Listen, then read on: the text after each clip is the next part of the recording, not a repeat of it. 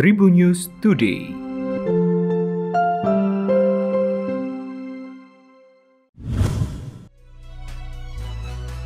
Halo Tribuners, berjumpa kembali bersama Memes. Memes akan berbagi informasi untuk kamu dimulai dari berita nasional.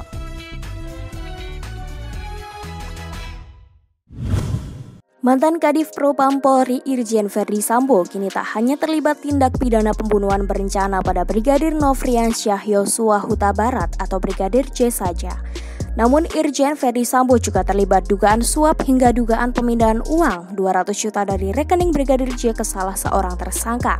Menurut Wakil Ketua Komisi Pemberantasan Korupsi atau KPK Nurul Gufron mengatakan, laporan dugaan suap Irjen Verdi Sambo saat ini akan ditindaklanjuti oleh KPK. Gufron menyebut sepanjang laporan dugaan tersebut layak untuk ditindaklanjuti melalui proses penyidikan, maka KPK akan menindaklanjutinya.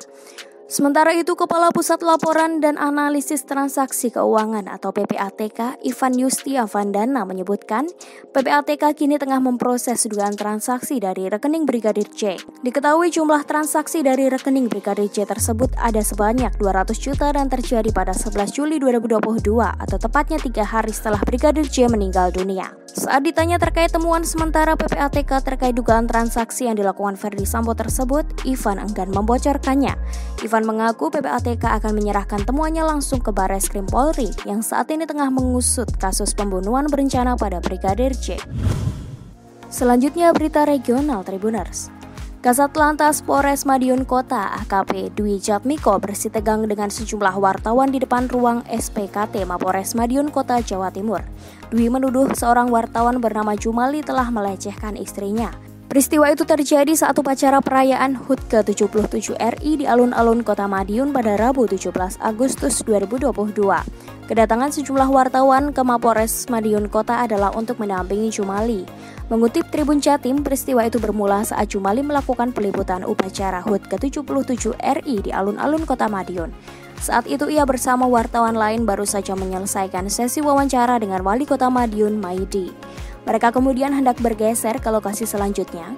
Namun Jumali tersandung karena tak melihat ada undakan di dekat podium inspektur upacara. Ketika itu Jumali hendak berpegang vas bunga.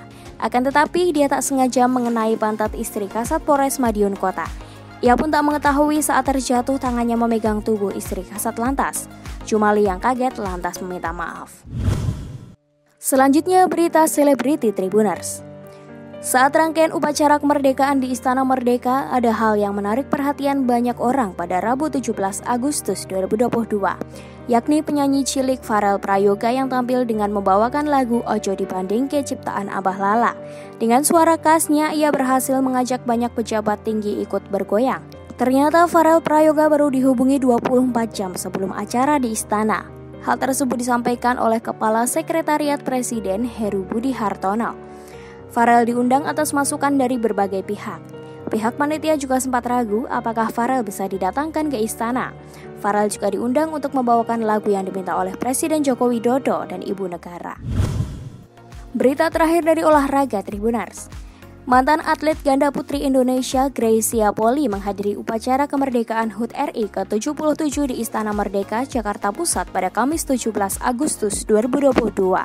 Greysia Poli menghadiri upacara kemerdekaan HUT RI ke-77 dengan memakai pakaian dari kain masa lili khas Sulawesi Tenggara. Hal tersebut terlihat dari unggahan media sosial Instagram Greysia Poli @greysiapoli pada Kamis 17 Agustus 2022. Greysia Poli menuliskan bahwa sebuah kehormatan bisa menghadiri upacara kemerdekaan HUT RI ke-77 langsung di Istana Merdeka. Ia menuliskan bahwa Indonesia bisa pulih lebih cepat dan bangkit lebih kuat. Atlet berusia 35 tahun tersebut juga menuliskan bahwa pakaian yang ia kenakan tersebut dari kain masa lili khas Sulawesi Tenggara. Busana karya desainer Ferry Sunarto yang Greysia kenakan tersebut berwarna krem, ada sedikit nuansa merah muda dengan corak kebiruan. Dengan tambahan detail renda di bagian lengan berbahan organza. Tidak lupa ia juga menambahkan aksesoris anting dan jam tangan. Demikian tadi 4 informasi terkini menarik untuk kamu ketahui. Jangan lupa untuk terus mendengarkan Tribun News Today hanya di Tribun News Podcast, Spotify, dan YouTube channel tribunnews.com. Memes pamit, sampai jumpa. Tribun News Today.